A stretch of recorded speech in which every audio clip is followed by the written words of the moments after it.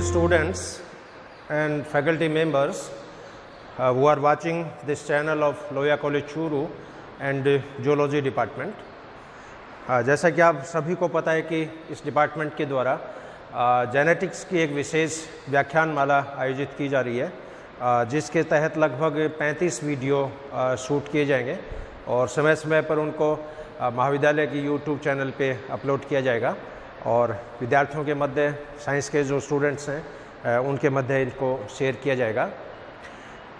Genetics के पिछले जो व्याख्यान था अपना मेंडलिज्म का, उसमें अपन देखा कि मेंडल ने 3 नियम प्रपोज किए थे, जिसमें एक तो प्रिंसिपल ऑफ डोमिनेंस, एक प्रिंसिपल ऑफ सेग्रीगेशन और एक प्रिंसिपल ऑफ इंडिपेंडेंट असॉर्टमेंट। इसमें मेंडल के पहले जो 2 नियम हैं वो सभी तरह के क्रॉस पे लागू होते हैं, यानी वो चाहे मोनोहाइब्रिड क्रॉस हो, चाहे डाईहाइब्रिड क्रॉस हो, चाहे मल्टी हाइब्रिड क्रॉस हो। लेकिन मेंडल का जो तीसरा नियम है इंडिपेंडेंट असॉर्टमेंट का, इसके लिए मिनिमम कंडीशन है कि करैक्टर्स की संख्या 2 या 2 से ज़्यादा होनी चाहिए। यानी मोनोहाइब्रिड यदि क्रॉस है तो उससे मेंडल का तीसरा नियम अप्लीकेबल नहीं होगा, लेकिन डाईहाइब्रिड ट्राईहाइब्रिड क्रॉस यदि है तो उसके ऊपर मेंडल का थर्ड नियम जो होता है वो अप्लीकेबल होता है। अब मेंडल ने जो 7 जो करैक्टर्स चयनित किए, मेंडल कई मामलों में लकी रहे बहुत। एक तो मेंडल ने जो मटर का जो पौधा सेलेक्ट किया वो अपने आप में प्योर था। इसके अलावा मेंडल ने जो 7 लक्षणों का जो चयन किया, उन 7 लक्षणों को कंट्रोल करने वाले जो जीन्स थे वो अलग अलग क्रोमोसोम से उपस्थित थे। इन जीन्स के मध्य किसी प्रकार की लिंकेज नहीं थी। अब इस तरह के कई बेनिफिट्स होने के कारण मेंडल के जो रिजल्ट आए बहुत ही अप्रत्याशित आए और उन रिजल्ट की बेसिस पे इन्होंने मैथमेटिक्स को अप्लाई किया, स्टैटिस्टिक्स को अप्लाई किया और मैथमेटिकल एप्लीकेशंस देते हुए इन्होंने अपने परिणामों की व्याख्या की। लेकिन मेंडल के बाद में पोस्ट मेंडेलियन जो पीरियड था, उस पीरियड के दौरान चूँकि अब जेनेटिक्स का जो नॉलेज है बहुत डेप्थ में पहुँच चुका है, एक एक जीन की स्टडी आजकल पॉसिबल है, प्रत्येक जीन्स में नाइट्रोजन बेस की सीक्वेंसिंग पॉसिबल है, प्रत्येक जीन का जो ऑपेरॉन है उसकी स्ट्रक्चर का एनालिसिस है वो पॉसिबल है। तो बाद में साइंटिस्ट ने देखा कि इन जीन्स के मध्य इंट्रैक्शंस भी होती है, जीन्स के मध्य लिंकेज की परिघटना भी पाई जाती है। तो अनेक तरह के, हजारों तरह के अपवाद जो है इसमें मेंडल के तीनों नियमों के मौजूद है। मेंडल के पहला जो नियम है उसके भी सैकड़ों अपवाद मौजूद है। सेकंड नियम का भी अपवाद मौजूद है, क्योंकि कई बार नॉन डिस्टिंक्शन हो जाता है गैमीट फॉर्मेशंस के दौरान, तो उसमें हैप्लॉइड गैमीट बनने के बजाय N+1 टाइप के या N-1 टाइप के गैमीट्स बनते हैं और उन गैमीट का जब फर्टिलाइजेशन होता है तो संतति में क्रोमोसोम की संख्या में वेरिएशंस आ जाती है। अब लिंकेज की जो परिघटना है ये मेंडल के बाद में कई साइंटिस्ट ने देखी और ये अपन जानते हैं कि जैसे अपनी बॉडी का ही जैसे मैं संदर्भ लूँ, अपनी बॉडी में जैसे 23 जोड़ी क्रोमोसोम्स हैं, इसमें 22 जोड़ी काई गुणसूत्र हैं और 1 जोड़ी सेक्स क्रोमोसोम होता है जो नर के अंदर XY गुणसूत्र के रूप में और मादा के अंदर XX क्रोमोसोम के रूप में। अब इन क्रोमोसोम पे जो जीन्स प्रेजेंट है वो जीन अपने आप में एक लिंकेज ग्रुप को रिप्रेजेंट करता है। जैसे 22 जोड़ी सोमेटिक क्रोमोसोम है, इसका मतलब 22 लिंकेज ग्रुप है इसमें। अब सेक्स क्रोमोसोम पे जो जीन होते हैं वो तो लिंकेज दर्शाएंगे हमेशा, क्योंकि X और Y क्रोमोसोम है, ये समजात गुणसूत्र नहीं है। इसी तरह फीमेल में भी जो XX क्रोमोसोम है वो होमोलॉगस क्रोमोसोम्स नहीं है। और इस तरह के जब होमोलॉगस क्रोमोसोम जब नहीं होते हैं तो उनके मध्य फिर जो सिनेप्सिस की जो परिघटना है, लिंकेज की जो परिघटना है, उसके जो परिणाम होते हैं वो टोटली चेंज हो जाते हैं।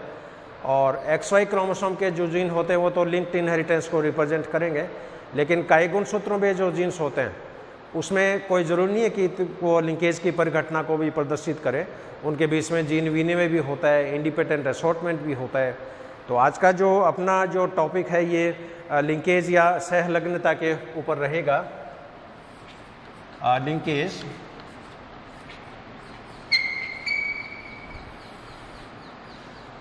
हाँ, अब इसमें मेन जो बातें हैं इस चैप्टर से रिलेटेड वो मैं आपसे शेयर करूंगा कि लिंकेज क्या है, लिंकेज के लिए कौन कौन से सिद्धांत हैं वो प्रतिपादित किए गए हैं, लिंकेज की मैकेनिज्म कैसे होती है, गुणसूत्रों में लिंकेज हो तो किस तरह के गैमेट्स बनेंगे, क्रॉसिंग ओवर हो तो किस तरह गैमेट्स बनेंगे, और कितनी टाइप का होता है लिंकेज, और इनको कौन कौन से प्रभावित करने वाले जो कारक हैं, लिंकेज की सिग्निफिकेंस क्या है, उस वे मैं सब पे थोड़ी थोड़ी जो है वो चर्चा करूँगा।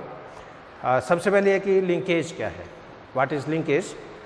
लिंकेज की सबसे सिंपल डेफिनेशन ये है कि सभी गुणसूत्रों पर उपस्थित जीन्स गैमीट फॉर्मेशन के समय उन क्रोमोसोम के साथ ही वंशागत होते हैं। यानी हर जीन की ये टेंडेंसी रहती है कि वो जीन उसी क्रोमोसोम पे बना रहे, या अदला बदली भी होती है तो समजात गुणसूत्रों के बीच में। ट्रांसलोकेशन यदि होता है तो जीन एक गुणसूत्र से दूसरे नॉन होमोलॉगस क्रोमोसोम पे शिफ्ट हो सकते हैं। जैसे कल जो डाउन सिंड्रोम का, जैसे मैंने आपको एक एग्जांपल बताया था रॉबर्टसन ट्रांसलोकेशन का, जिसमें 21 नंबर के क्रोमोसोम के जो जीन हैं वो 14वें नंबर के क्रोमोसोम के ऊपर स्थानांतरित हो जाते हैं, शिफ्टिंग हो जाते हैं। अब एक ही क्रोमोसोम पे उपस्थित सभी जीन्स की वंशागति एक ग्रुप के रूप में होती है, एक फैमिली मेंबर के रूप में होती है, एक लिंक्ड ग्रुप के रूप में होती है, और एक गुणसूत्र उपस्थित सभी जीन्स की वंशागति जो होती है वो लिंकेज या सहलग्नता के नाम से जानी जाती है।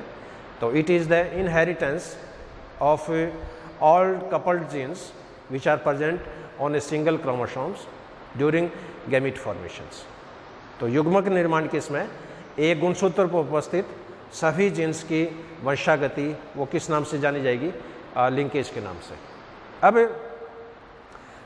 मेंडल के बाद में जो साइंटिस्ट आए है उसमें पर्टिकुलरली जैसे सटन हाइपोथेसिस है इसके अंदर, बावेरी की कंसेप्ट है इसके अंदर, मॉर्गन और कैस्टल का कंसेप्ट है। ये अलग अलग कंसेप्ट से अलग अलग थ्योरीज के रूप में इस लिंकेज की जैसे व्याख्या करेंगे। और सहलग्नता की व्याख्या के लिए, सहलग्नता की एक्सप्लेनेशन के लिए मुख्य रूप से 4 जो हाइपोथेसिस है वो प्रपोज की गई है, और इन सभी में मैं शॉर्ट में जैसे चर्चा करूंगा। इसमें पहला जो कंसेप्ट है that is Sutton hypothesis, Sutton की परिकल्पना। हाँ, इसके बाद में सेकंड जो हाइपोथेसिस थी that is coupling and repulsion hypothesis, युग्मन और प्रतिकर्षण की परिकल्पना। तीसरा जो कंसेप्ट है that is Morgan concept.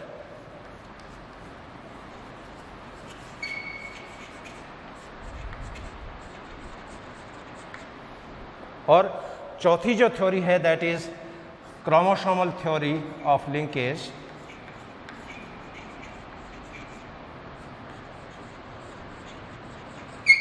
Chromosomal theory of linkage. तो मेनली ये 4 पोस्टुलेशंस हैं, 4 कंसेप्ट हैं जो लिंकेज की व्याख्या के लिए प्रपोज की गई है। इन सभी भी मैं थोड़ा थोड़ा आपसे शेयर करूंगा। इसमें जो कुछ कंसेप्ट है वो प्योरली हिस्टोरिकल है, और कुछ जो है वो कुछ हद तक लिंकेज के बारे में एक्सप्लेन करते हैं। हाँ, अब इसमें पहली जो परिकल्पना है सटन की हाइपोथेसिस, सटन परिकल्पना, सटन हाइपोथेसिस।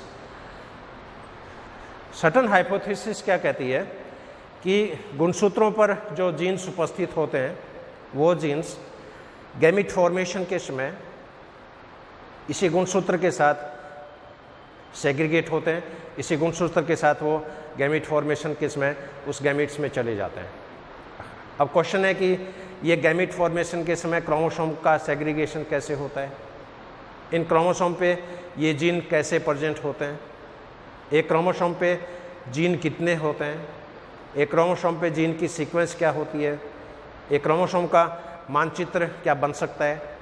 इस तरह के कई क्वेश्चंस हैं। उन क्वेश्चंस की व्याख्या सटन है वो नहीं दे पाए, लेकिन इन्होंने ये आइडिया जरूर दे दी कि ये गुणसूत्र पर जो उपस्थित जीन्स होते हैं वो एक लिंकेज ग्रुप को रिप्रेजेंट करते हैं, और ये लिंकेज ग्रुप युग्मक फॉर्मेशन के समय, गैमीट फॉर्मेशन के समय उसके अंदर ये प्रोपिगेट हो जाता है और फर्टिलाइजेशन केस में इन गैमेट्स का फ्यूजन होता है और रिजल्टेंट जाइगोट जो बनता है।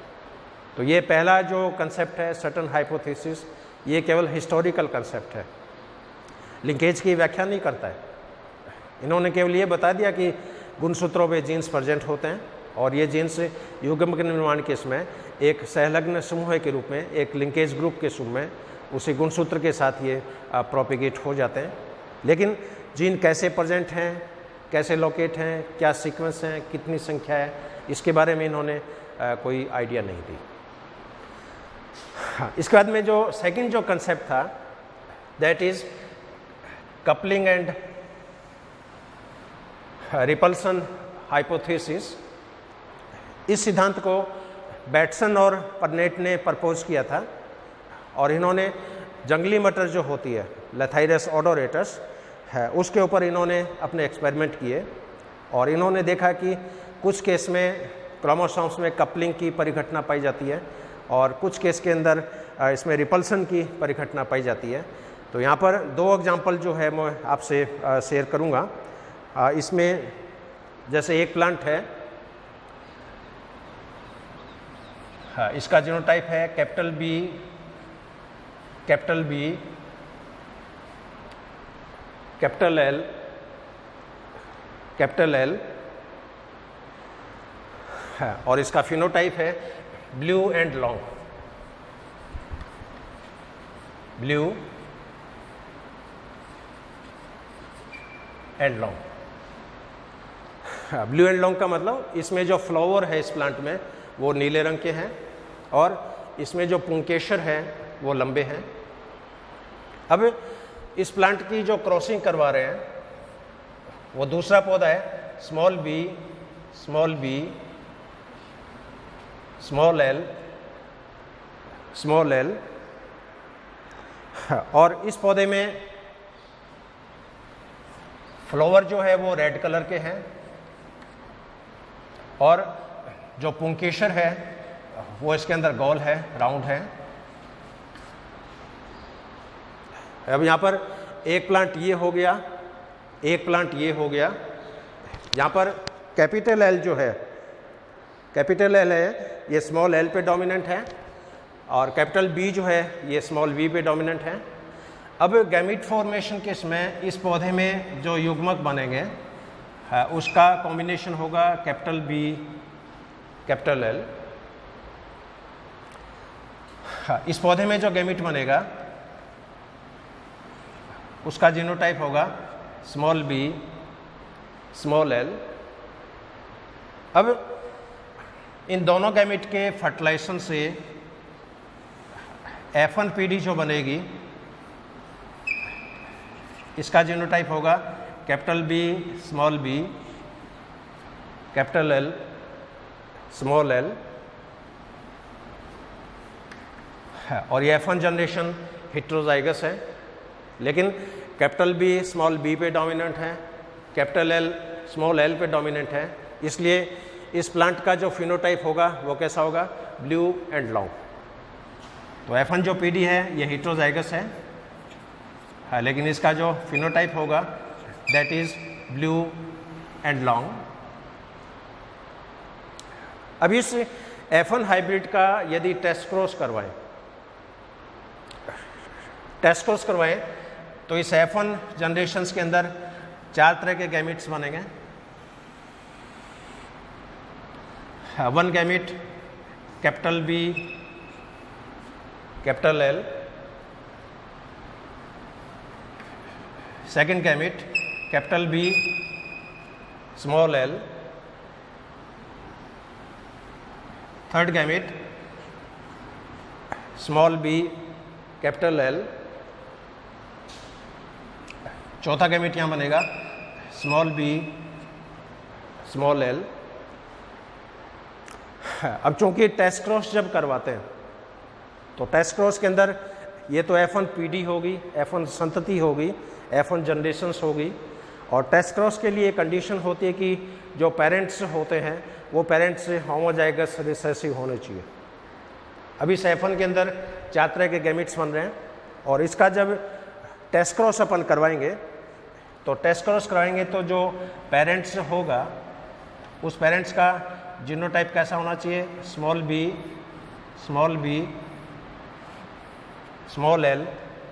स्मॉल एल, यानी होमोजाइगस रिसेसिव।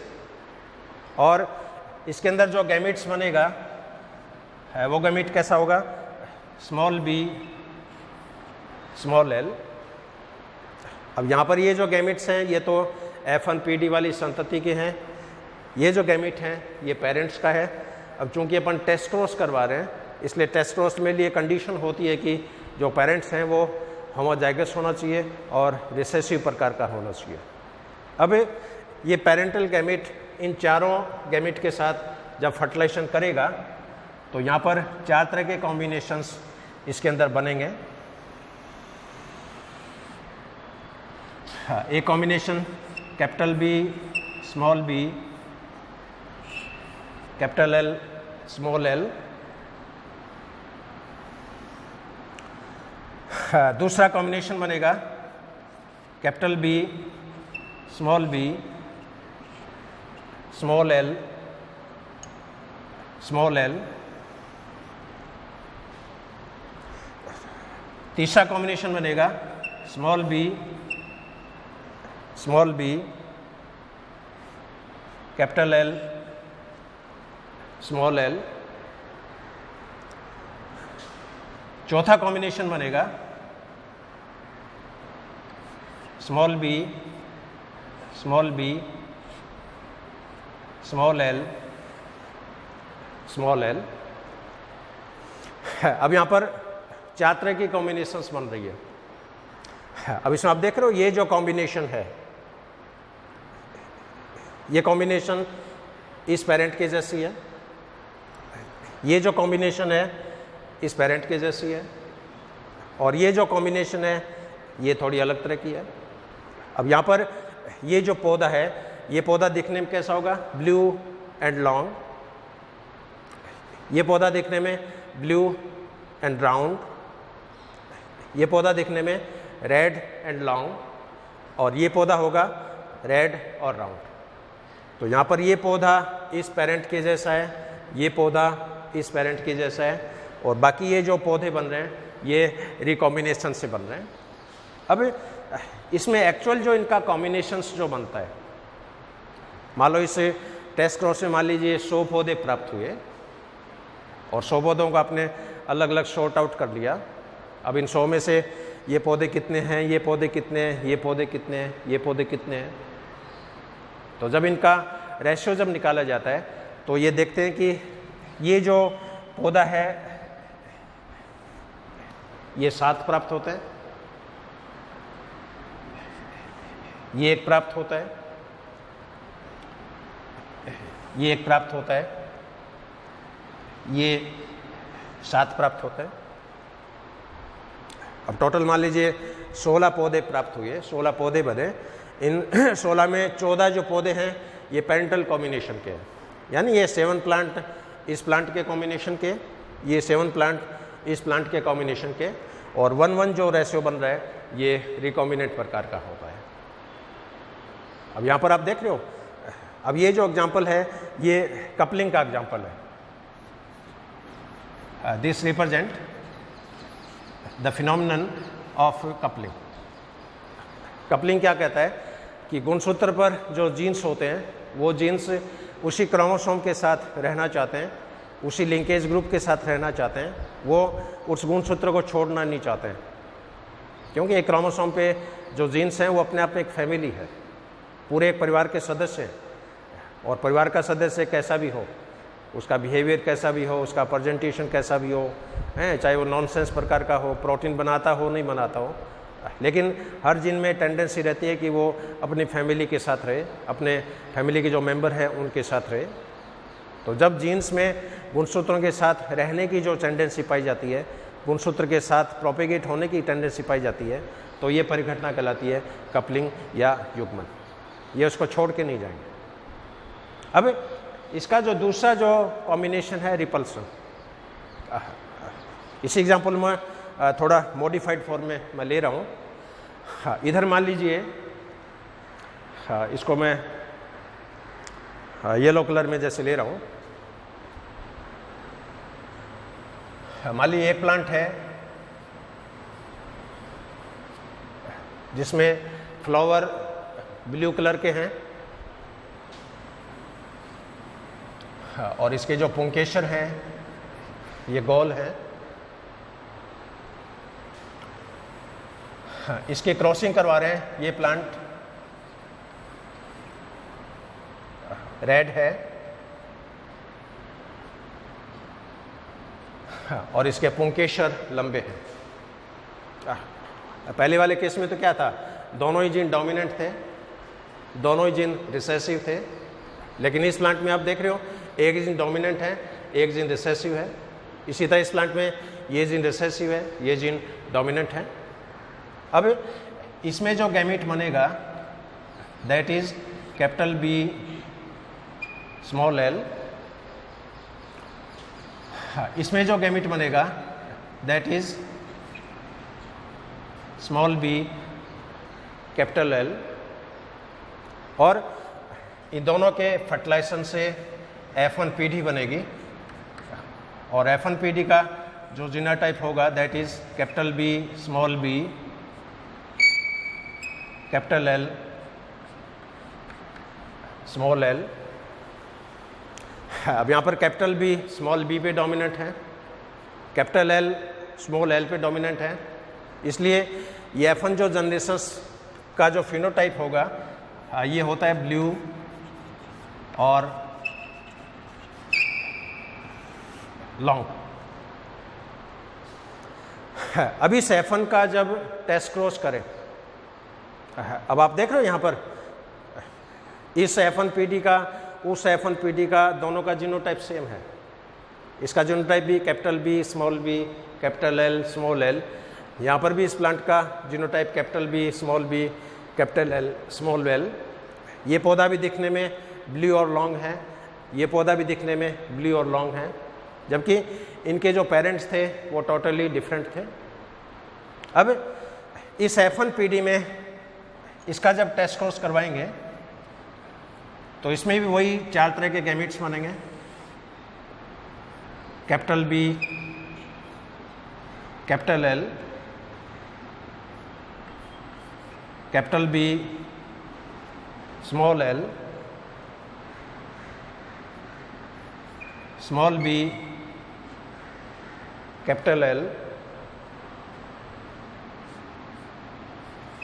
स्मॉल बी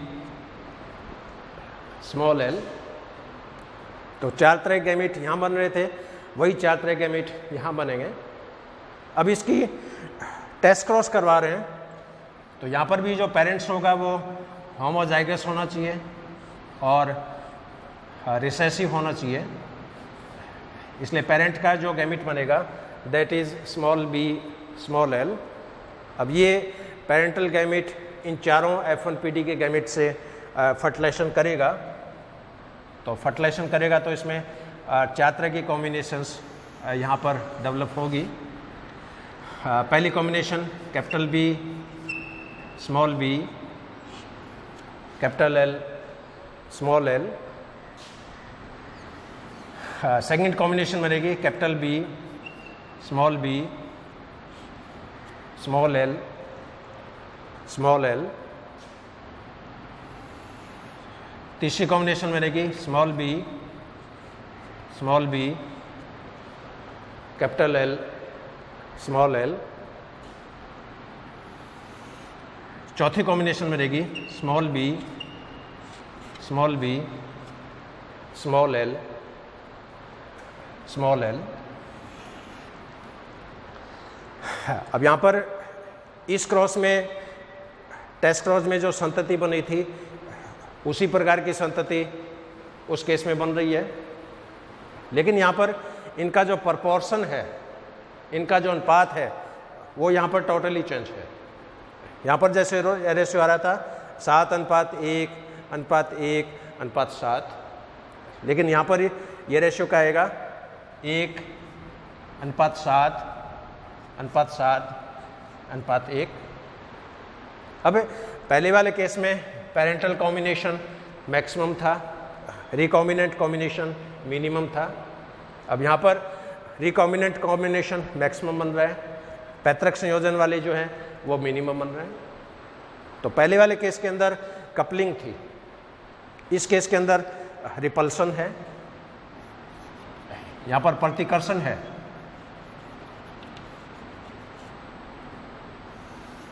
अब ये कपलिंग और रिपल्सन क्यों है? इस F1PD में उपस्थित जीन्स की लोकेशन के कारण। क्यों यहाँ पर जो F1 जनरेशन है इसमें जीन की पोजीशन है सिस टाइप की, इस F1 कॉम्बिनेशन में जीन की पोजीशन है ट्रांस टाइप की।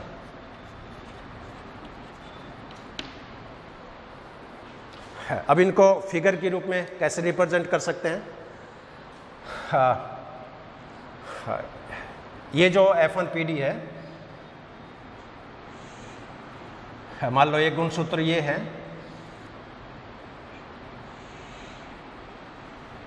दूसरा गुणसूत्र ये है। तो इस पहले वाले केस में जो दोनों डोमिनेंट जो जीन थे वो एक ही गुणसूत्र पे है, कैपिटल B इस पे है, कैपिटल L इस पे है, इसी तरह स्मॉल b इस क्रोमोसोम पे है, स्मॉल l इस क्रोमोसोम पे है। तो जब किसी एक गुणसूत्र पर दोनों डोमिनेंट एलील प्रेजेंट हो या किसी गुणसूत्र पर दोनों डोमिनेंट एलील जब प्रेजेंट हो, इस तरह की जो व्यवस्था होती है इसको सिस अरेंजमेंट के नाम से जाना जाता है। लेकिन इस वाले केस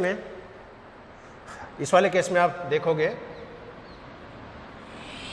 मान लो यहाँ पर भी ये दो क्रोमोसोम हैं,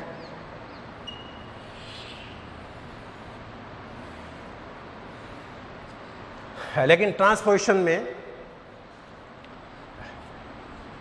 एक क्रोमोसोम में एक जीन डोमिनेंट है, एक एलील रिसेसिव है, दूसरे गुणसूत्र में एक जीन रिसेसिव है, एक जीन डोमिनेंट है। अब फिनोटाइप दोनों का सेम है, ये पौधा भी दिखने में ब्लू और लॉन्ग है, ये पौधा भी दिखने में ब्लू और लॉन्ग है, दोनों का जीनोटाइप सेम है। इसका जीनोटाइप भी capital B small b capital L small l, इसका भी genotype capital B small b capital L small l। लेकिन दोनों प्लांट में गुणसूत्रों पे जो जीन्स की प्रेजेंस है, जीन की लोकेशन है, वो टोटली डिफरेंट है।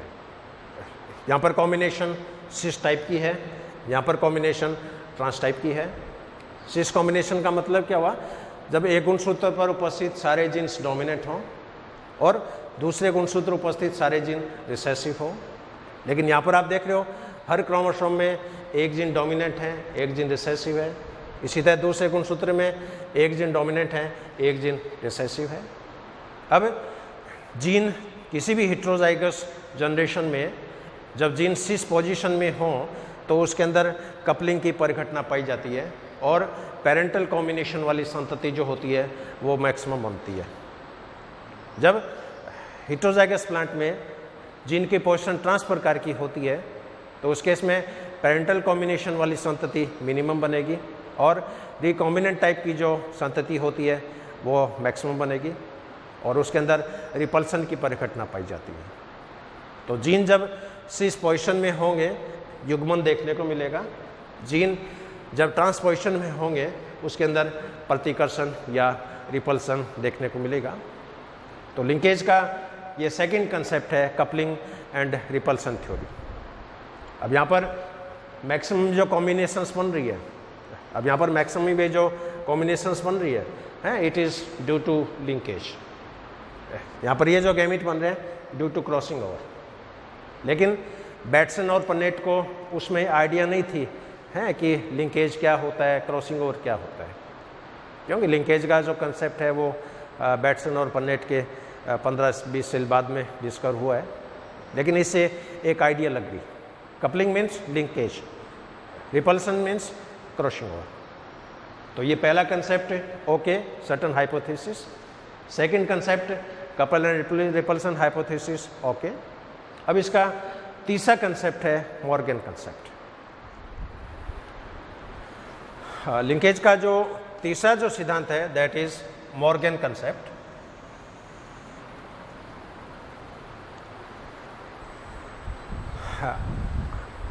अब मॉर्गन का जो कंसेप्ट है वो लगभग सर्टन हाइपोथेसिस से मिलता जुलता है। मॉर्गन कंसेप्ट क्या कहता है कि क्रोमोसोम पे जो जीन्स प्रेजेंट होते हैं वो रेखीय क्रम में प्रेजेंट होते हैं। ये जीन्स गैमीट फॉर्मेशन के समय गुणसूत्र के साथ ही प्रोपेगेट होते हैं और इसकी बेसिस पे क्रोमोसोम का जो मैप होता है वो मैप जो होता है वो बनाया जा सकता है। लेकिन जीन का बिहेवियर कैसा होता है, जीन की कार्यप्रणाली कैसे होती है, जीन कैसे सेग्रीगेट होते हैं, इस बारे में इन्होंने कोई कंसेप्ट जो है वो प्रपोज नहीं किया। तो मॉर्गन का ये जो कंसेप्ट है ये भी केवल हिस्टोरिकल कंसेप्ट है। इसके बाद में जो नेक्स्ट जो थ्योरी थी क्रोमोसोमल थ्योरी, लिंकेज की क्रोमोसोमल थ्योरी, ये थ्योरी मॉर्गन और कैस्टल ने प्रपोज की थी और ये सिद्धांत काफ़ी हद तक लिंकेज की व्याख्या को एक्सप्लेन करने में सक्षम है, एक्सप्लेन करने में कैपेबल है।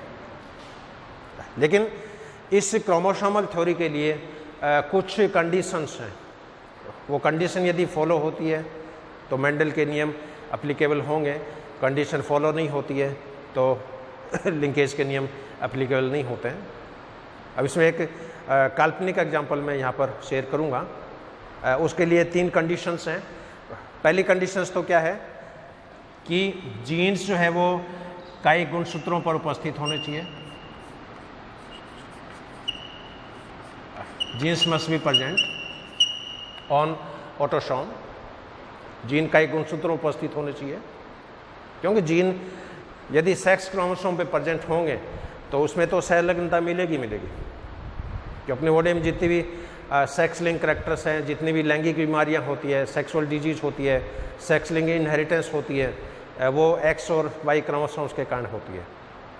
अब यहाँ पर जो एग्जाम्पल ले रहे हैं अपन कि जीन कई गुणसूत्रों पर उपस्थित होने चाहिए, क्योंकि सोमेटिक क्रोमोसोम पे जो जीन होते हैं उसके अंदर सहलग्नता भी पाई जाती है, उनके अंदर क्रॉसिंग ओवर की घटना भी पाई जाती है। सेक्स क्रोमोसोम में जीन विनिमय नहीं होता है। अपनी बॉडी में एक्स और वाई गुणसूत्र हैं, इन दोनों बीच में कभी भी जीन विनिमय नहीं होता है। इस तरह फीमेल में भी एक्स एक्स जो क्रोमोसोम है, अब हालांकि दोनों एक्स क्रोमोसोम है लेकिन ये समजात गुणसूत्र नहीं है, इनके बीच में जीन विनिमय पॉसिबल नहीं है। और जीन विनिमय होता है तो भी बहुत ही छोटे सेगमेंट्स में, जिसमें मुश्किल से 10-20 जीन होते होंगे, उन जीन के बीच में आदान प्रदान हो सकता है। तो पहली कंडीशंस हैं कि genes must be present on autosome. Second condition है कि इसका एक जीन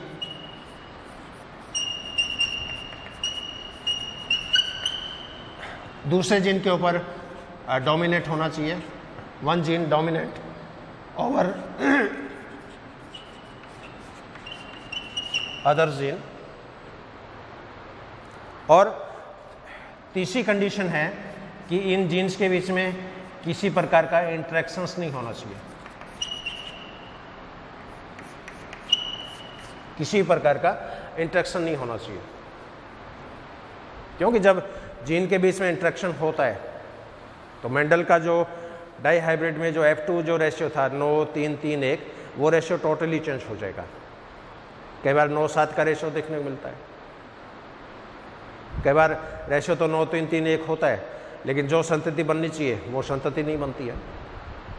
तो जीन के बीच में जब इंटरेक्शन होगा, मेंडल के नियमों का पालन नहीं होगा। और आजकल हजारों एनिमल्स, हजारों प्रकार के प्लांट्स, उनके बीच में जीन के इंटरेक्शन हैं वो डिस्कवर हो चुके हैं। इसमें कुछ इंटरेक्शन आपके कोर्स में भी है, इनको मैं अगले व्याख्यान में आपसे शेयर करूंगा, जिसमें कॉम्प्लीमेंट्री जीन है, सप्लीमेंट्री जीन है, एपिस्टेसिस है, पॉलीजेनिक ट्रेट है। तो जीन के बीच में इंटरेक्शन होता है तो मेंडल का जो नॉर्मल रेशियो होता है 9:3:3:1, वो रेशियो डेविएट हो जाता है, और वो रेशियो यदि डेविएट हो गया तो मेंडल के अपवाद के रूप में माना जाता है।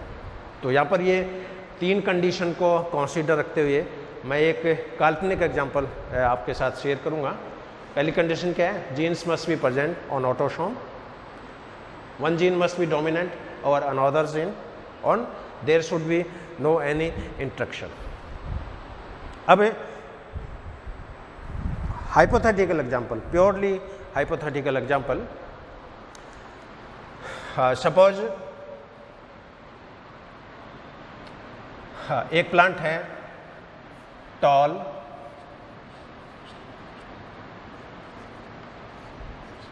और इसमें फ्लावर है रेड कलर के।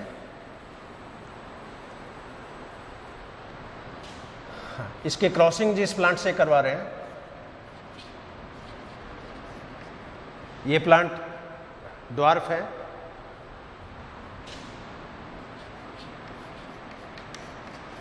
और इसमें फ्लावर वाइट कलर के हैं।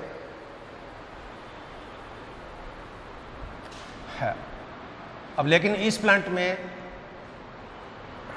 टॉलनेस के जो जीन है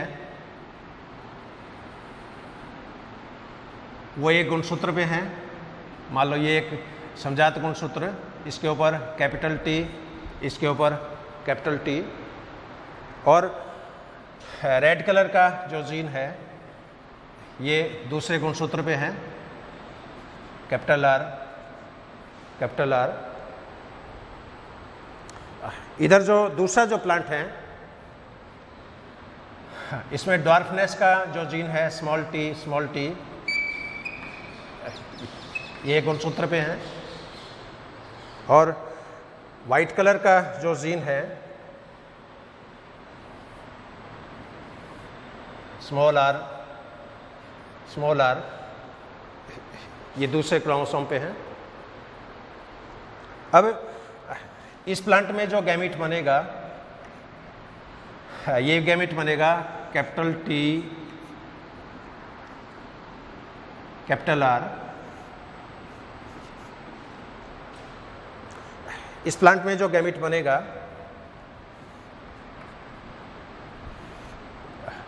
दैट इज स्मॉल टी,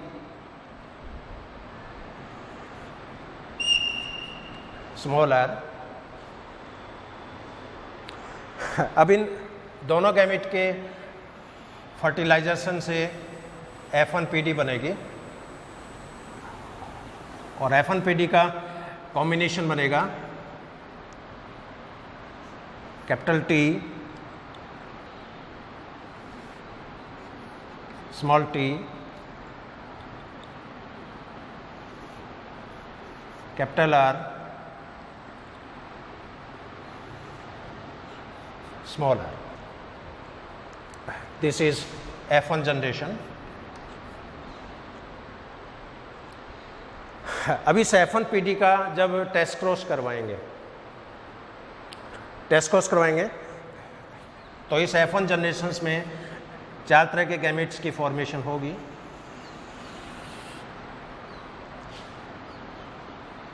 पहला गैमेट कैपिटल टी,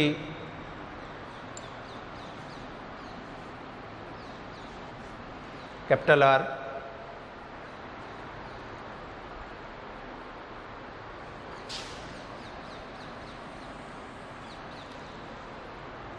दूसरा गैमेट बनेगा कैपिटल टी,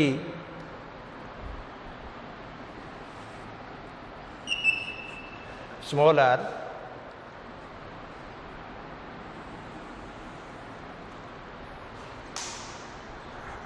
तीसरा गैमेट बनेगा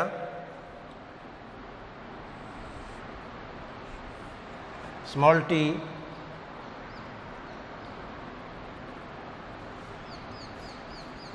कैपिटल आर,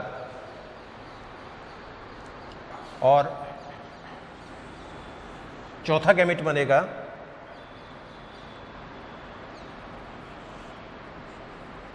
स्मॉल टी,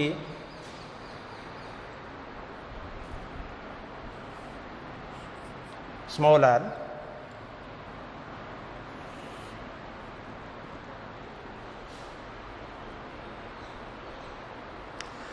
हाँ, अब इसमें आप देख रहे हो ये जो गैमेट है, ये गैमेट इस पेरेंट के कॉम्बिनेशन जैसा है। ये जो गैमेट है ये इस पेरेंट के कॉम्बिनेशन जैसे हैं, और यहाँ पर ये जो दो गैमेट बन रहे हैं ये रिकॉम्बिनेशन के कारण बन रहे हैं, इंडिपेंडेंट असॉर्टमेंट के कारण बन रहे हैं। तो यहाँ पर ये दो जो गैमेट है पेरेंटल कॉम्बिनेशन के, ये दो गैमेट लिंकेज के कारण यहाँ पर डेवलप हो रहे हैं, और ये जो दो गैमेट बन रहे हैं ये रिकॉम्बिनेंट के कारण, इंडिपेंडेंट असॉर्टमेंट के कारण डेवलप हो रहे हैं। अब इनकी परसेंटेज कितनी कितनी होगी उस पर मैं बाद में डिस्कस करूँगा। तो ये तो एक पहली कंडीशंस आपसे मैंने डिस्कस की है, और इस एग्जांपल में क्या था, जीन्स ऑटोसोम पे प्रेजेंट हैं, एक जीन दूसरे जीन पे डोमिनेट हैं, जीन के बीच में कोई इंटरेक्शंस नहीं है, और अलग अलग लक्षणों को नियंत्रित करने वाले जो जीन्स हैं वो अलग अलग गुणसूत्रों पे हैं। जैसे यहाँ पर टॉलनेस का जो जीन है अलग गुणसूत्र पे है, रेड कलर का जो जीन है अलग क्रोमोसोम पे है, इसी तरह ड्वार्फनेस का जीन अलग क्रोमोसोम पे है, और वाइटनेस का जीन है अलग क्रोमोसोम पे है। अब एक दूसरा इसी का ही मॉडिफाइड वर्जन, अभी तो जैसे दोनों लक्षणों के जीन अलग अलग क्रोमोसोम पे हैं, अब आप कल्पना करो कि दोनों लक्षणों को नियंत्रित करने वाले जो जीन्स हैं वो एक ही क्रोमोसोम पे प्रेजेंट हों, उस केस में कितनी तरह के गैमेट्स बनेंगे? क्या उस केस में इंडिपेंडेंट असॉर्टमेंट होगा? क्या उसमें जीन विनिमय होगा? तो इसी का एक मॉडिफाइड जो रूप है वो मैं ले रहा हूँ। सेम कैरेक्टर्स हैं, सेम जीनोटाइप है, सेम फिनोटाइप है। मान लो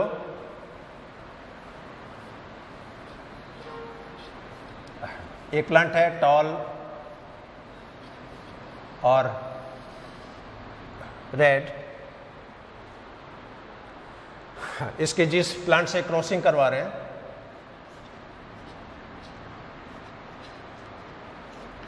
ये प्लांट है ड्वार्फ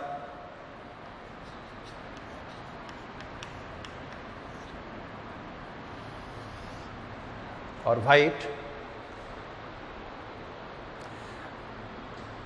हाँ, अब इसको जो रिप्रेजेंट करने का जो तरीका है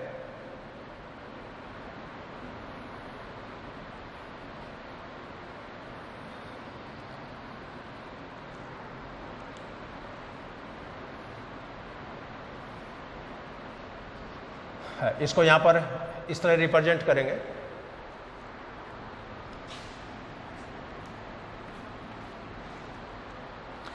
पहले वाले केस में आपने देखा दो अलग अलग गुणसूत्र थे, टॉलनेस का जीन एक क्रोमोसोम पे था, रेड कलर का जीन अलग क्रोमोसोम पे था।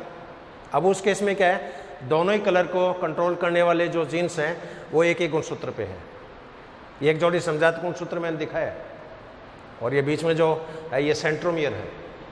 तो इसी सेम क्रोमोसोम पे टॉलनेस का जीन है और इसी क्रोमोसोम पे रेड कलर का जीन है। इसी तरह ड्वार्फ और वाइट का जो रिप्रेजेंटेशन होगा वो इस तरह हो सकता है।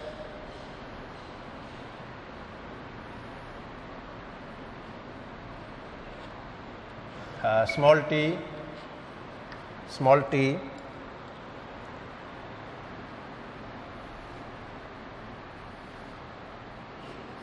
Small R. अब यहाँ पर डायग्राम आप देख रहे हो, दोनों में लोकेशन रिप्रेजेंटेशन में ज़मीन आसमान का फर्क है। यहाँ पर दोनों जीन्स अलग अलग क्रोमोसोम पे थे, वहाँ पर दोनों जीन एक ही क्रोमोसोम पे हैं। दोनों जीन जब एक ही क्रोमोसोम पे होंगे तो वहाँ पर सेग्रीगेशन के दौरान इसका बिहेवियर कैसे होगा, इसको मैं चित्र के द्वारा एक्सप्लेन करूँगा।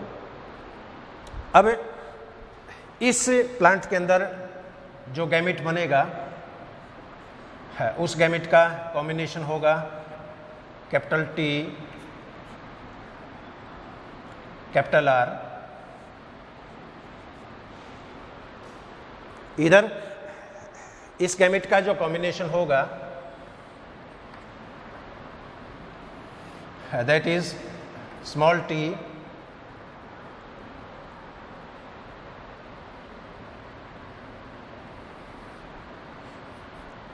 Small R. ये दोनों प्लांट्स के गैमेट्स हैं। अब इन दोनों गैमेट का फर्टिलाइजेशन होगा और फर्टिलाइजेशन से जो F1PD बनेगी, हाँ, उसका कॉम्बिनेशन इस तरह होगा, capital T capital R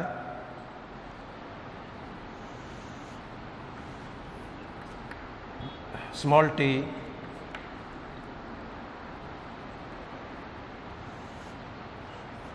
small r.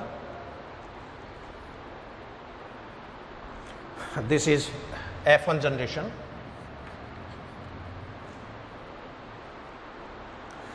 अब इस F1 जनरेशन का जब टेस्ट क्रॉस करवाएंगे, अब क्वेश्चन है कि इस F1PD के प्लांट में कितनी तरह के गैमेट्स बनेंगे, है क्योंकि इस वाले केस में तो अपन देखा 4 तरह के गैमेट्स बन रहे हैं, जिसमें 2 गैमेट पेरेंटल कॉम्बिनेशन के, 2 गैमेट रिकॉम्बिनेंट कॉम्बिनेशन के। पेरेंटल गैमेट जो बन रहे हैं ये लिंकेज के कारण बन रहे हैं, रिकॉम्बिनेंट गैमेट जो बन रहे हैं ये इंडिपेंडेंट असॉर्टमेंट के कारण बन रहे हैं।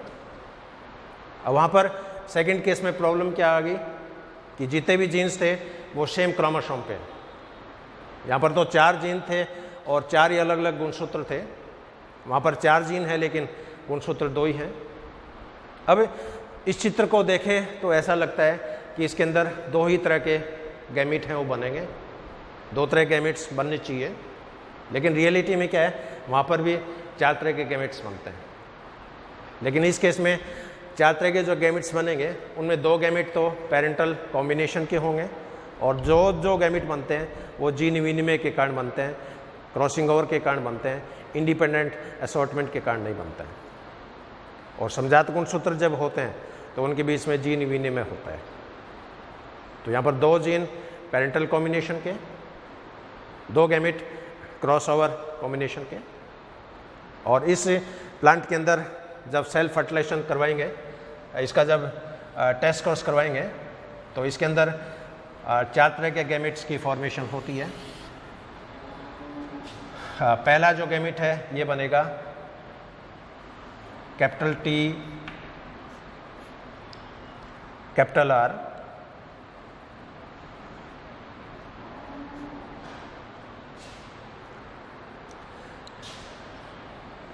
सेकेंड गैमेट बनेगा capital T small r,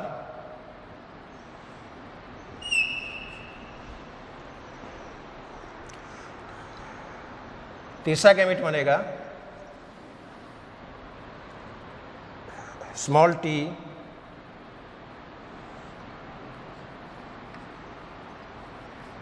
capital R,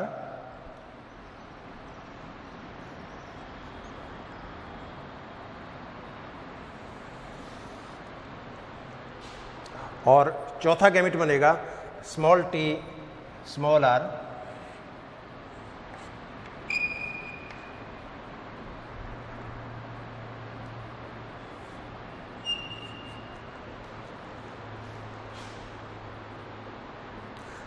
अब यहाँ पर ये गैमेट इस पेरेंट के जैसा है, ये गैमेट इस पेरेंट के जैसा है, और पेरेंटल कॉम्बिनेशन के जो गैमेट्स बनते हैं वो सहलग्नता के कारण बनते हैं, लिंकेज के कारण बनते हैं। और यहाँ पर मिक्स टाइप के जो गैमेट बन रहे हैं ये क्रॉसिंग ओवर के कारण बन रहे हैं, जीन विनिमय के कारण बन रहे हैं। यहाँ पर आप ध्यान रखें, यहाँ पर इंडिपेंडेंट असॉर्टमेंट नहीं हो रहा है, स्वतंत्र अफ्यूवन नहीं हो रहा है, यहाँ पर जीन विनिमय हो रहा है, जबकि इस केस के अंदर स्वतंत्र अफ्यूवन होता है। और मेंडल इस मामले में लकी रहे, जो मेंडल ने जो 7 लक्षणों पर रिसर्च करी थी और 7 लक्षणों के जो 7 जीन थे वो अलग अलग 7 गुणसूत्रों पे प्रेजेंट थे, इसलिए गैमेट फॉर्मेशन के दौरान वो बिना किसी इंट्रैक्शंस के, बिना किसी बाधा के इंडिपेंडेंटली सेपरेट हो गए। और मेंडल के जो जीन थे उन जीन के बीच में कोई इंट्रैक्शंस नहीं थी, और वहाँ पर हर जीन उसके कॉन्ट्रास्टिंग कैरेक्टर्स को कंट्रोल करने वाले एलील्स पे डोमिनेंट था, उन जीन के बीच में कोई इंट्रैक्शंस नहीं थी।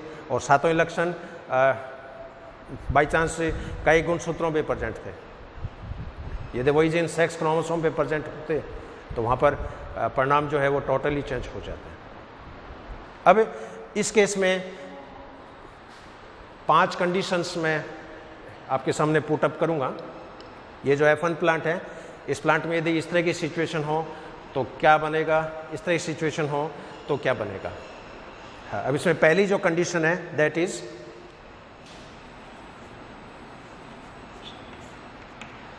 If A 100% linkage.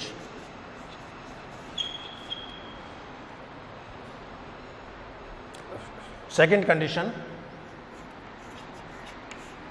if 100% crossing over, this is first condition, this is second condition। तीसरी कंडीशंस क्या है, लिंकेज और क्रॉसिंग ओवर बराबर बराबर है, इक्वल इक्वल। चौथी कंडीशन, लिंकेज जो है ये क्रॉसिंग ओवर से ज़्यादा है, linkage is more than crossing over. और पांचवी कंडीशंस क्या है, लिंकेज क्रॉसिंग ओवर से कम है, linkage is less than crossing over. तो कोई भी एनिमल्स हो, कोई भी प्लांट्स हो, उनमें हमेशा इन 5 बातों को, 5 स्थिति को आप ध्यान में रखें और उसके अकॉर्डिंग एनालिसिस जो आएगा, रिजल्ट जो आएगा, उसके बेसिस पे आप 100% डायग्नोस कर सकते हो कि इस प्लांट में लिंकेज है या इस प्लांट में क्रॉसिंग ओवर है, या कितना % लिंकेज है, कितना % क्रॉसिंग ओवर है। अब पहली वाली कंडीशंस, इफ़ 100% लिंकेज, अब मान लो इस F1 प्लांट में यदि 100% लिंकेज होता, जीन वीन में बिल्कुल भी नहीं होता, तो केवल ये 2 गैमेट्स बनते हैं पेरेंटल कॉम्बिनेशन के। कौन सा, capital T capital R, small t small r। और क्रॉसिंग ओवर से जो गैमेट बन रहे हैं ये बिल्कुल भी नहीं बनते। तो कई बार अपनी बॉडी में कंप्लीट लिंकेज की परिघटना देखने को मिलती है, उसमें जीन वीन में बिल्कुल भी नहीं होता है। तो यदि इस प्लांट में 100% लिंकेज होता तो 50% गैमेट ये बनते हैं और 50% गैमेट ये बनते हैं। सेकेंड कंडीशन, यदि 100% क्रॉसिंग ओवर होता, यदि 100% क्रॉसिंग ओवर होता तो जीन लिंकेज बिल्कुल भी नहीं होता। उस केस में 50% गैमेट ये बनते, 50% गैमेट ये बनते और पैतृक संयोजन वाले गैमेट्स बिल्कुल भी नहीं बनते। तीसरी कंडीशन, यदि लिंकेज और क्रॉसिंग ओवर दोनों बराबर बराबर हो, यानी 50-50%, उस केस में चारों तरह के गैमेट्स बनेंगे और चारों गैमेट की जो परसेंटेज है वो बराबर बराबर होगी। तो ये गैमेट भी 25% बनेगा, ये गैमेट भी 25% बनेगा, ये गैमेट भी 25% बनेगा, ये गैमेट भी 25% बनेगा। यदि लिंकेज की प्रतिशतता क्रॉसिंग ओवर से ज़्यादा हो, मान लो इस पौधे में 80% लिंकेज हो और 20% क्रॉसिंग ओवर हो, उस केस में 40-40 गैमेट तो ये बनेंगे, 40 और 40 80, और 10-10 गैमेट ये बनेंगे। यदि इस पौधे में मान लीजिए 20% लिंकेज हो और 80% क्रॉसिंग ओवर हो, उस केस में 10-10 गैमेट ये बनेंगे और 40-40 गैमेट ये बनेंगे। तो कोई भी प्लांट हो, कोई भी एनिमल्स हो, उनमें ये 5 सिचुएशंस को आप हमेशा ध्यान में रखें। If 100% linkage, then only parental gametes produced, there is no crossing over, no recombinant gametes. If there is 100% crossing over, then parental gametes not produced, only recombinant gametes produced. If linkage and crossing over are equal proportion, then 4 type of gametes are produced having equal proportion, equal ratio, that is 1-1-1-1 या 25-25%. If linkage is more than crossing over, then 4 type of gametes are produced, but maximum ratio goes to parental combination and minimum ratio goes for recombinant combination. If linkage is less than crossing over, then 4 type of gametes are produced, but parental combination minimum and recombinant combination maximum. अब इस case में और इस case में जो main बात जो ध्यान रखने की है वो क्या है कि यहाँ पर पेरेंटल कॉम्बिनेशन के जो गैमिट्स बन रहे हैं वो लिंकेज के कारण प्रोड्यूस हो रहे हैं, और ये जो गैमिट बन रहे हैं ये इंडिपेंडेंट असॉर्टमेंट के कारण प्रोड्यूस हो रहे हैं, और यहाँ पर ये जो गैमिट बन रहे हैं ये जीन विनिमय के कारण बन रहे हैं, क्रॉसिंग ओवर के कारण बन रहे हैं। कि यहाँ पर जो क्रोमोसोम्स हैं वो होमोलोगस नहीं है, असमजात है, अलग अलग जीन्स अलग अलग क्रोमोसोम पे प्रेजेंट हैं, और अलग अलग जीन्स सब अलग अलग क्रोमोसोम पे प्रेजेंट होते हैं, तो उनके अंदर स्वतंत्र अभिवन जो होता है वो देखने को मिलता है। और जब अलग अलग असमजात गुणसूत्रों के बीच में जीन विनिमय हो सकता है, पहले जो अपन क्रोमोसोमल म्यूटेशन थे उसमें अपन स्टडी किया है, तो असमजात गुणसूत्रों के बीच में जीन का आदान प्रदान हो सकता है, लेकिन वो आदान प्रदान क्रॉसिंग ओवर के नाम से नहीं जाना जाएगा, वो आदान प्रदान ट्रांसलोकेशन के नाम से जाना जाता है। और ट्रांसलोकेशन यूनिडायरेक्शनल भी हो सकता है, रेसिप्रोकल टाइप का भी हो सकता है। तो ये इस कंसेप्ट की बेस्ट एक्सप्लेनेशन है क्रोमोसोमल थ्योरी ऑफ लिंकेज, और इस सिद्धांत को मॉर्गन और कैस्टल ने प्रपोज किया था, और इस थ्योरी की बेसिस पे आजकल क्रोमोसोम के मानचित्र हैं वो पॉसिबल है। कोई भी क्रोमोसोम हो, उस क्रोमोसोम में कितने जीन्स प्रेजेंट हैं, उन जीन की सीक्वेंस कैसी है, जीन की पोजीशन कैसी है, दो जीन के बीच में अंतराल कितना है, जीन की सेंट्रोमीर के सापेक्ष दूरी कितनी है, ये कुछ बेसिक फंडामेंटल है जो इस चौथी थ्योरी के आधार पर कंक्लूजन के रूप में अपने को देखने को मिलते हैं। अब इस टॉपिक की कुछ और बातें बहुत शॉर्ट में, कि लिंकेज कितनी टाइप का होता है, लिंकेज को प्रभावित करने वाले कारक कौन कौन से हैं, और लिंकेज का सिग्निफिकेंस क्या है, तो उन पे मैं आपसे अब चर्चा करूँगा। हाँ, अब कुछ फंडामेंटल बातें इस चैप्टर की ओर है वो मैं शेयर करूँगा। हाँ, एक तो कि लिंकेज कितनी टाइप का होता है, लिंकेज को प्रभावित करने वाले कारक कौन कौन से हैं, और लिंकेज का सिग्निफिकेंस क्या है, तो ये तीन बातें मैं आपसे शेयर करूँगा। हाँ, एक तो है कि टाइप्स ऑफ लिंकेज।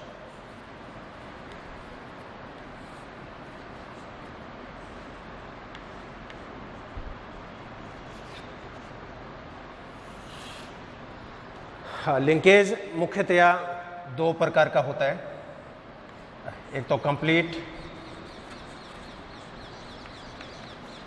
और इनकम्प्लीट।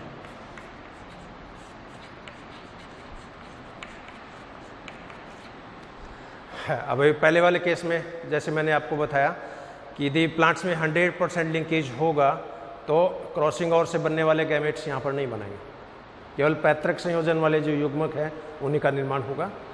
यदि इनकम्प्लीट लिंकेज है, इसका मतलब इस प्लांट में लिंकेज भी है और क्रॉसिंग ओवर भी है। अब कितना परसेंट इसके अंदर लिंकेज है, कितना परसेंट क्रॉसिंग ओवर है, ये टेस्ट क्रॉस करवाने पे ही पता चलता है। तो यहाँ पर जो पहला जो एग्जाम्पल है इसके अंदर सहलग्नता मिलेगी, जीन विनिमय बिल्कुल भी नहीं मिलेगा। सेकंड जो एग्जाम्पल है इसके अंदर लिंकेज भी है और इसके अंदर क्रॉसिंग ओवर भी है। और कंप्लीट लिंकेज, अपनी बॉडी में जितने भी जीन्स हैं उसमें सैकड़ों जीन ऐसे हैं जो पूर्ण सहलग्नता को प्रदर्शित करते हैं, कुछ जीन ऐसे हैं जो अपूर्ण सहलग्नता को प्रदर्शित करते हैं।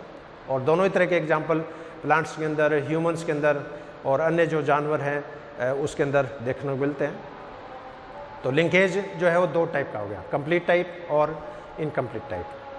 अब इसका जो सेकंड पार्ट है, लिंकेज को प्रभावित करने वाले कारक कौन कौन से हैं, factors which affect the phenomenon of linkage. इसमें बहुत मेन जो कारक है मैं शेयर करूंगा। एक तो प्राणी की आयु, तो ज्यों ज्यों आदमी की आयु बढ़ेगी लिंकेज की प्रतिशतता कम होती जाती है, क्योंकि बूढ़े आदमी में क्रोमोसोम्स ढीले हो जाते हैं, हिस्टोन और डीएनए के बीच में जो बाइंडिंग होती है वो लूज हो जाती है, न्यूक्लियोसोम रचनाएं हैं वो उनकी प्रॉपर असेंबली होती है वो डिसऑर्गेनाइज हो जाती है। तो ज्यों ज्यों व्यक्ति की आयु बढ़ेगी लिंकेज की प्रतिशतता कम होती जाएगी।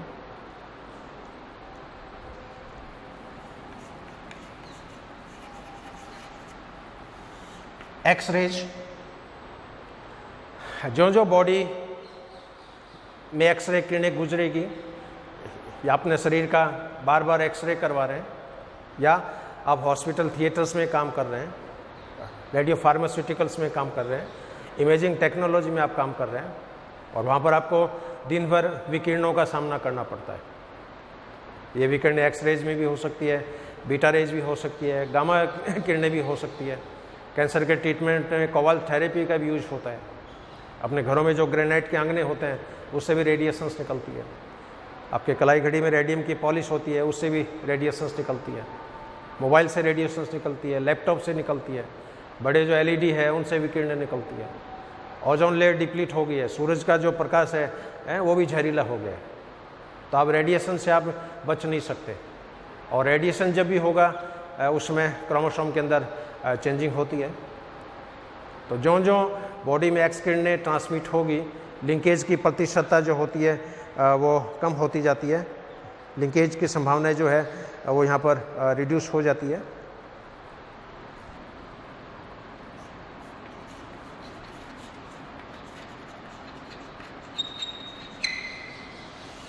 टेम्परेचर,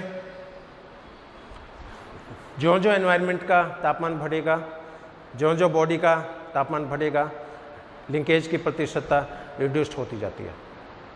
इसलिए जहाँ तक हो अपने को ज़्यादा टेम्परेचर के संपर्क में नहीं आना चाहिए, है क्योंकि चूरू का भी तापमान आजकल मई जून के महीनों में 52 डिग्री 53 डिग्री तक पहुँच जाता है।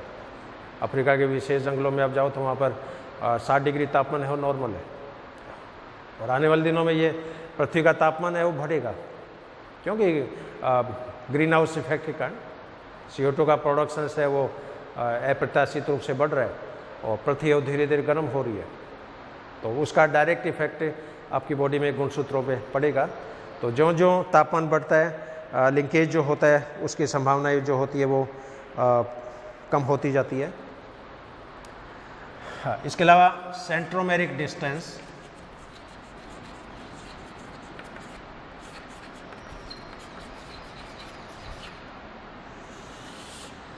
ये कंसेप्ट इम्पॉर्टेंट है। सेंट्रोमेरिक डिस्टेंस का अर्थ क्या हुआ? जैसे मान लीजिए क्रोमोसोम है,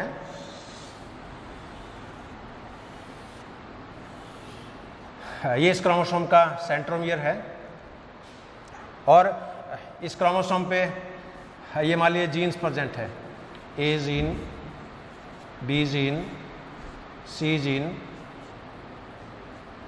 डी जीन, ई जीन। अब कौन सा जीन सेंट्रोमियर से कितनी दूरी पे है, इसका एक बेसिक कंसेप्ट कल के व्याख्यान में आपको मैंने बताया था कि जो जीन सेंट्रोमियर से जितनी ज़्यादा दूर होगा उसमें क्रॉसिंग ओवर की संभावना उतनी ज़्यादा होगी। जो जीन सेंट्रोमियर के जितना नज़दीक होगा उसमें लिंकेज की संभावनाएं उतनी ज़्यादा होगी। इस बात को अपन यूँ भी कह सकते हैं कि क्रोमोसोम में जो जो सेंट्रोमियर से टीलोमियर की तरफ चलेंगे, क्रॉसिंग ओवर की परसेंटेज बढ़ती जाती है, लिंकेज की परसेंटेज कम होती जाती है। और जो जो टीलोमियर से सेंट्रोमियर की तरफ चलते हैं, क्रॉसिंग ओवर की पॉसिबिलिटी कम होती जाती है और लिंकेज की पॉसिबिलिटी बढ़ती जाती है। तो कौन सा जीन सेंट्रोमियर से कितनी दूर है, इस बात पे भी लिंकेज की पॉसिबिलिटी होती है, वो डिपेंड करती है। इसके अलावा दो जीन के बीच में अंतराल कितना है। अब सपोज यहाँ पर बी और सी जीन, इसके बीच में डिस्टेंस मान लीजिए इतना है। इसी तरह मान लीजिए इस क्रोमेटिड में सपोज इसमें मान लीजिए आई जीन है, जे जीन है। अब यहाँ पर आई और जे जीन के बीच में डिस्टेंस है वो कम है। अब यहाँ पर आप देख रहे हो बी और सी के बीच में अंतराल ज़्यादा है, यहाँ पर आई और जे के बीच में अंतराल कम है। तो जब दो सक्सेसिव जीन के बीच में अंतराल ज़्यादा होगा तो वहाँ पर क्रॉसिंग ओवर की पॉसिबिलिटी ज़्यादा होती है, लिंकेज की पॉसिबिलिटी कम होती है।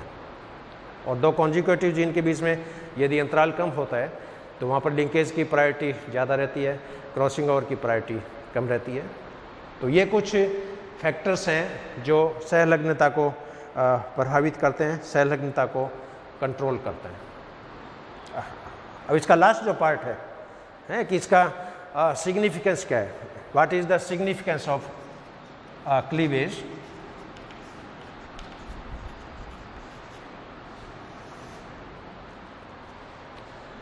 हाँ, अब सिग्निफिकेंस को एक बहुत ही सिंपल तरीके से जैसे मैं आपको बताऊं, हर एनिमल्स में, हर प्लांट्स में दो तरह के लक्षण पाए जाते हैं, एक तो क्वालिटेटिव, एक क्वांटिटेटिव। और लिंकेज के कारण यदि क्वालिटेटिव और क्वांटिटेटिव लक्षण दोनों यदि साथ साथ आ जाए तो उस संतति का कोई मुकाबला नहीं है, और ये लक्षण पीढ़ी दर पीढ़ी प्रोपेगेट होते रहते हैं। यहाँ पर जैसे दो सेब का एग्जांपल लेता हूँ मैं, हाइपोथेटिकल एग्जांपल। मान लीजिए एक जो सेब है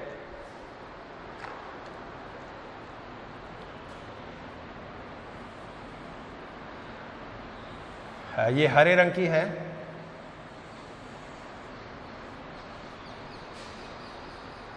और स्वाद में बहुत मीठी है। सेब दिखने में हरी है लेकिन खाने में बहुत मीठी है, बहुत टेस्टी है। दूसरी तरफ एक सेब है जो दिखने में रेड कलर की है,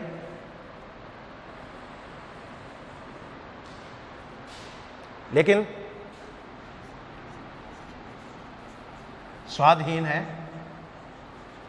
टेस्टलेस, या खाने में फीकी है, खाने में मीठी नहीं है। अब दो तरह की सेब है आपके पास।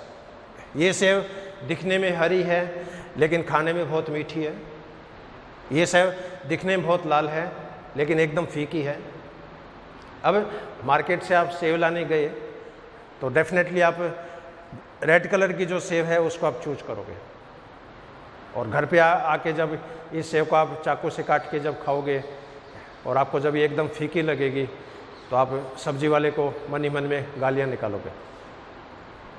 अब यहाँ पर इसके अंदर रेड कलर जो है ये क्वालिटी है, क्योंकि रेड पिगमेंट है, ठीक है, सेब दिखने में सुंदर है रेड कलर की, और अपने को एक भ्रांति हो जाती है कि ये सेब खाने में मीठी होगी। और हरे रंग की जो सेब है ये अपन मान के चलते हैं कि ये कच्ची होगी और है इसके अंदर फ्रुक्टोज का सिंथेसिस नहीं हुआ है और खाने में मीठी नहीं होगी, लेकिन अंदर से आप देख रहे हो करैक्टर दोनों ही चेंज। अब इस सेब का स्वीटनेस का करैक्टर यानी मिठास और इस सेब का कलर, ये दोनों यदि एक साथ मिक्स हो जाए लिंकेज के कारण, और इस लिंकेज के कारण ऐसी सेब बन सकती है इन दोनों की हाइब्रिड टाइप की, जो सेब दिखने में तो रेड कलर की है और खाने के अंदर ये टेस्टी है।